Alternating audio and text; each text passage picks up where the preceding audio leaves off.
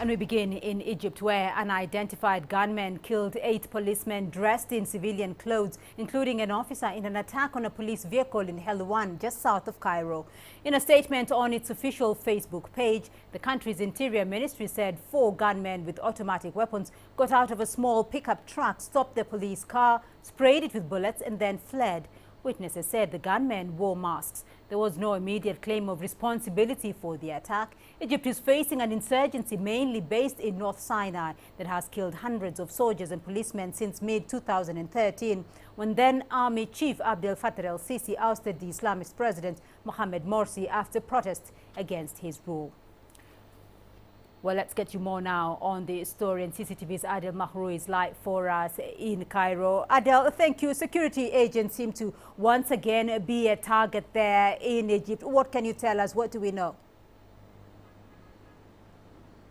Well, it's definitely the first incident within the Greater Cairo area in months. The latest attacks has been made last year against the Security Management Bureau here in Cairo.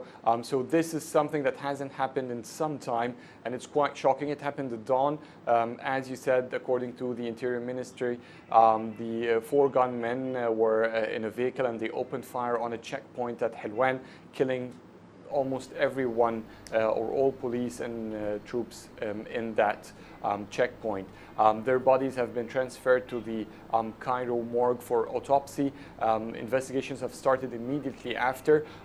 There has been some reports, particularly on social media, through which one of the supporters of the Islamic State claimed that the group has successfully conducted this operation and that all the soldiers of the Islamic State have went back, or the ISIL have went back to their homes safely. But on the official website and the news sources through which ISIL announces its news, it hasn't been published on their website yet. But it seems that indications are showing that ISIL may be claiming responsibility very soon, particularly because security analysts believe that the style of the attack itself is something very familiar by ISIL and has conducted such operations before similarly, and all of them it has claimed responsibility before. Well, Adele, it is quite shocking, and as you mentioned, it hasn't happened in a while, and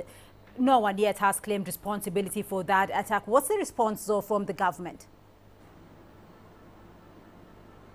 Well, the government believes it's a continuation of the security threats that the government receives. It's a continuation of the target. As you said, the Interior Ministry released a statement through which the Interior Minister Magdi Abdel Ghaffar announced that he mourns Egypt martyrs and that they will take all necessary procedures and steps to capture the perpetrators. But in general, it's the same situation. Nothing extensive or nothing out of the normal has been taken by Egyptian security forces.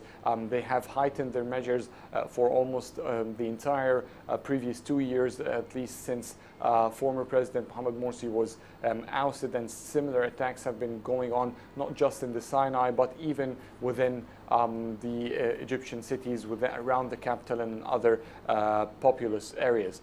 So it is a continuation to these threats. It is clear that the target is the police forces and the armed forces in the Sinai in particular, but there hasn't been any new strategy announced from the ministry yet. Right, Adel Mahroui in Cairo for us. Thank you.